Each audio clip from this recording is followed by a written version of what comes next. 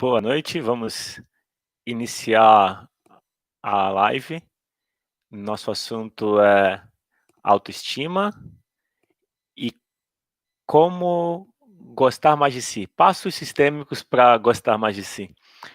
E é uma live prática, então eu vou falar sempre baseado na minha experiência como facilitador de constelação familiar desde 2012 e vou propor um exercício a esse tema.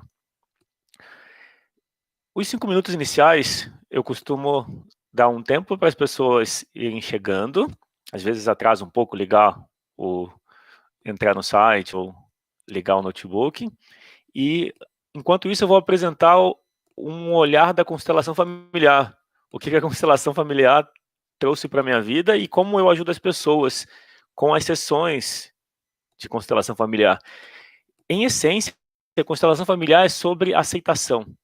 É sobre estar no momento presente e olhar a realidade do jeito que ela é, sem querer mudar ou modificar. Isso é muito importante. O mal-estar, o sofrimento que se experimenta, significa isso, que o nosso estado natural é um estado de bem-estar. Quando a gente está em sintonia com os princípios sistêmicos, que são as ordens do amor, existe bem-estar. Quando se contraria, existe mal-estar. E se esse assunto faz sentido para você, deixa já o like abaixo do vídeo, se tiver disponível o botão do like. E como se fosse um grande... Há momentos que a correnteza é mais leve, então você pode agir contrariando a correnteza. Vai ter rio, mais esforço você tem que fazer. E se a correnteza é grande, acaba que o esforço não adianta, não resolve. E aí um ponto-chave é o seguinte: o olhar para as ordens do amor é um olhar de acolhimento e aceitação. Quando você assume esse lugar de reconhecer as ordens do amor, e aí eu vou comentar um pouco sobre elas, é a nossa introdução. É importante entender as ordens do amor para você reconhecer o quanto em sintonia você está com ela.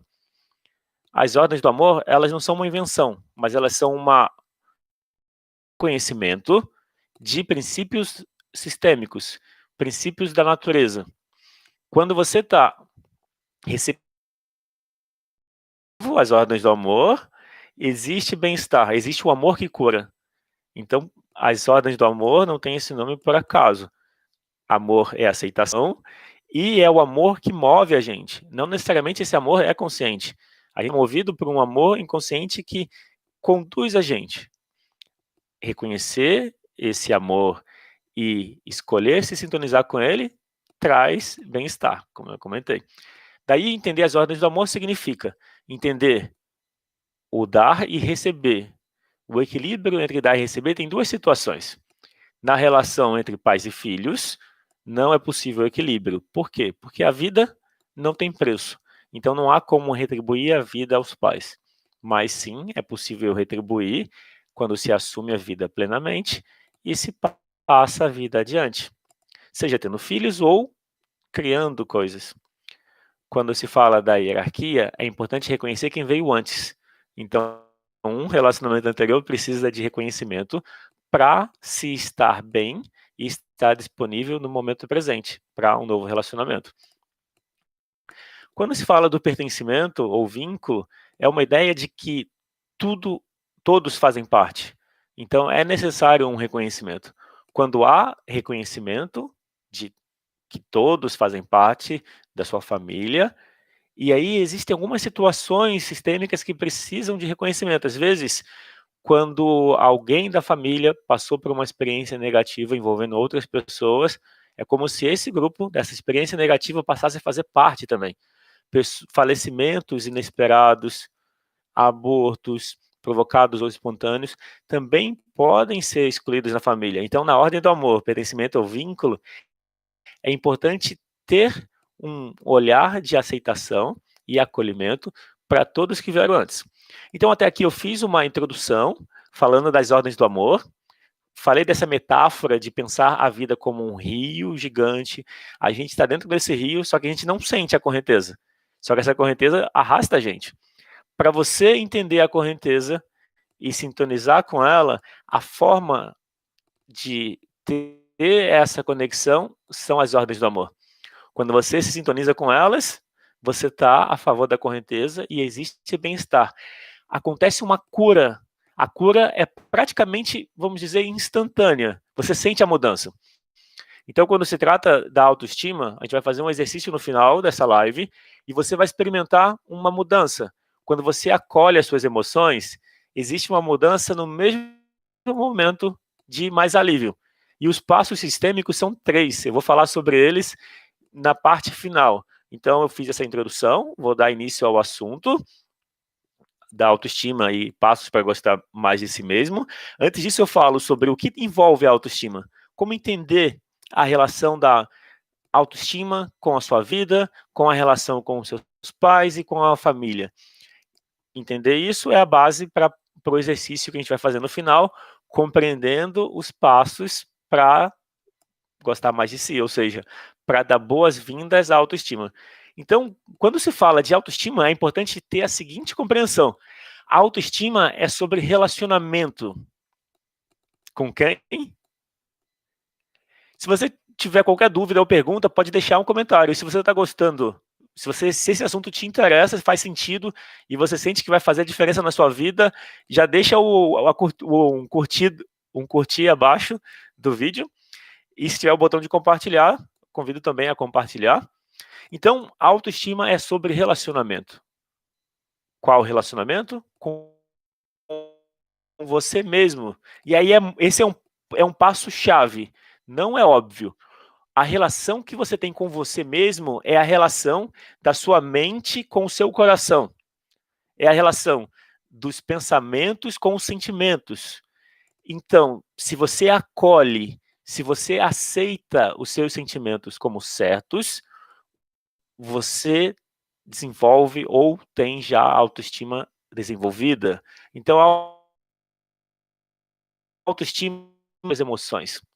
Se você aceita o que você sente, se você percebe que o que você sente é certo, porque é o que você sente no momento, e você tem aceitação por você, pelos seus sentimentos, a sua autoestima é alta. Se não existe essa aceitação, ela é baixa. Ou, claro, né, numa escala de 0 a 10 vai estar entre 0 e 10. E aí um ponto-chave para entender a autoestima tem a ver, então, com a aceitação das emoções é a aceitação de si mesmo. E quando fala você precisa aceitar você mesmo para ter autoestima, tem 2 partes. Tem o você, que é o pensamento, é a parte racional, e tem o si mesmo, que são, eu vou falar disso daqui a pouco. São 3 emoções. São 3 emoções básicas, essenciais, que precisam de reconhecimento, acolhimento e aceitação. Quando existe acolhimento, reconhecimento e aceitação, as emoções mudam. E esse é o nosso primeiro passo. O nosso primeiro passo tem a ver com a sua relação com você mesmo, com as suas emoções. Então, entender que a mente tem uma maneira de ser e o sentimento tem outra maneira de ser é o passo importante para você se colocar do lado dos seus sentimentos e ter uma escolha de fazer, agir conforme os seus sentimentos. Muitas vezes, a autoestima é baixa porque você não se permite contrariar as outras pessoas. Pode ser que você tenha, vamos dizer, uma sensibilidade grande e você tenha muita preocupação em relação a como as outras pessoas se sentem. Então, a dificuldade de você se posicionar e fazer a sua vontade valer tende a afetar a sua autoestima, fazendo ela diminuir. Quando você entende isso, o passo seguinte é escolher sempre falar o que você sente, falar a partir da sua verdade. Quanto mais você fala a sua verdade, ou seja, a verdade do que você sente, mais você cria intimidade com você e melhor você se sente. Está intimamente ligado. Falar a sua verdade, e falar a verdade tem a ver com o chakra laríngeo, se a gente contextualizar com os 7 chakras. Falar a sua verdade tem a ver com a expressão de quem você é. Quando você fala a sua verdade, quando você se posiciona, quando você expressa o que você sente, isso também é expressar os seus sentimentos. Você desenvolve, você aumenta a sua autoestima, ou você já tem a autoestima elevada. E uma coisa interessante é que nem sempre as pessoas que parecem confiantes, elas são confiantes. Muitas vezes alguém parece confiante porque está no controle. Você sabe se uma pessoa é de fato segura, confiante, quando ela é contrariada. Se você quiser saber se uma pessoa é realmente confiante, contraria ela. Se a pessoa aceita ser contrariada e lida bem com isso, quer dizer que ela tem uma boa autoestima.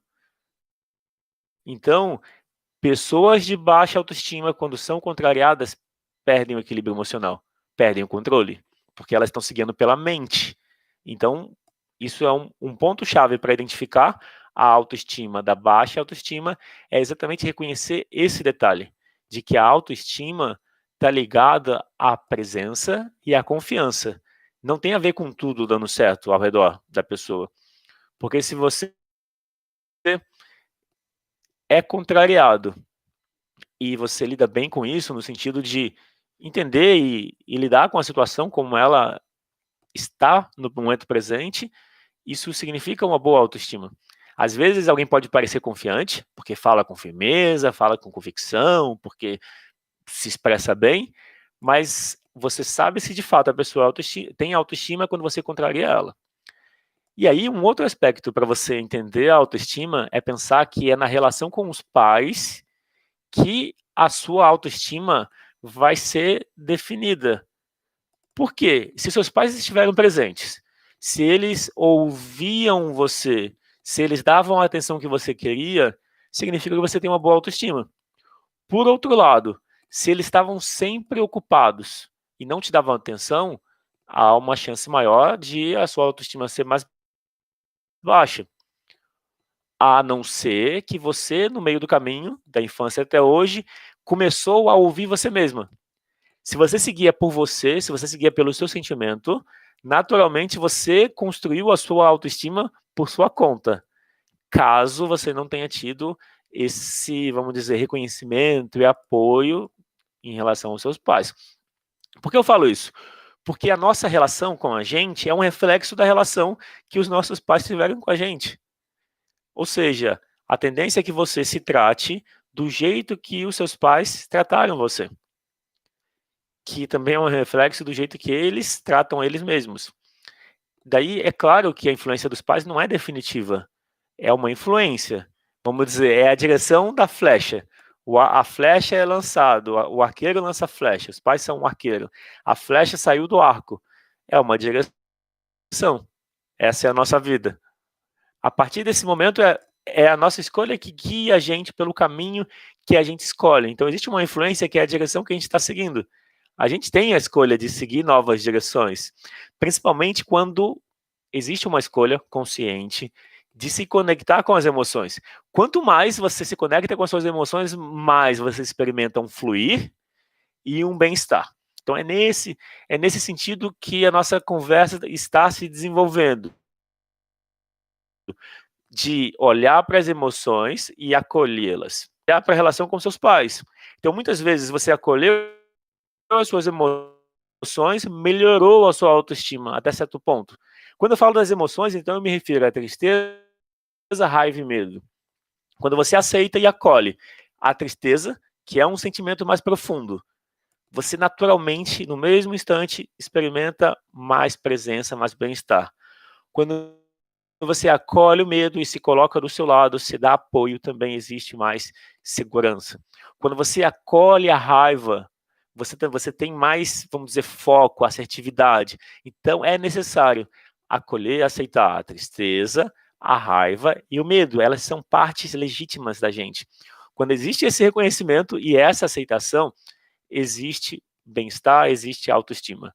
Então, a nossa autoestima depende da aceitação dessas três emoções. Daí você pode perguntar, isso é o passo 1. Quando você olha para a tristeza, raiva e medo como emoções básicas, centrais, você começa esse trabalho de autoconhecimento e expansão da consciência. Porém,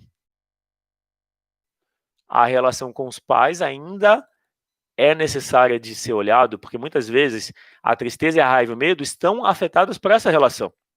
Então, se os seus pais não estavam disponíveis, se eles reprimiram a raiva, se eles, de alguma forma, rejeitaram a tristeza, mandando você parar de chorar, engolir o choro, de alguma forma, existe uma tendência de você reproduzir esse mesmo comportamento com você.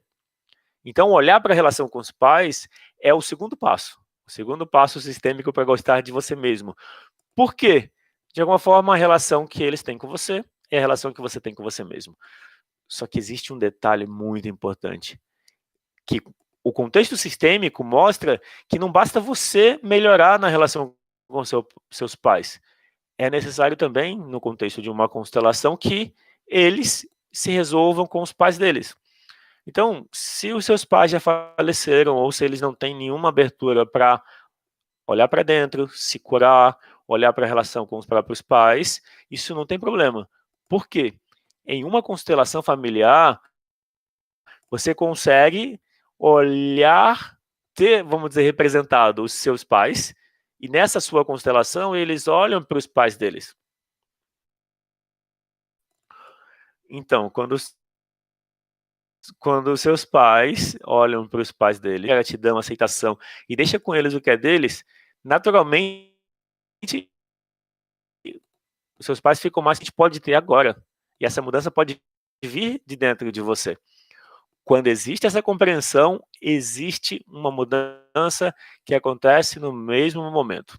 E isso é muito importante. Ou seja, na relação com seus pais, se eles não estiveram presentes, se eles foram de um jeito que, de alguma forma, não validou quem você é, de alguma forma, a cura disso também passa por olhar para a relação com seus pais e eles olhando para a relação com os pais deles. Daí eles ficam disponíveis para você. E existe, é como se fosse de novo a imagem do rio. Esse rio da vida, esse fluxo de energia pode chegar até você, essa energia de vida.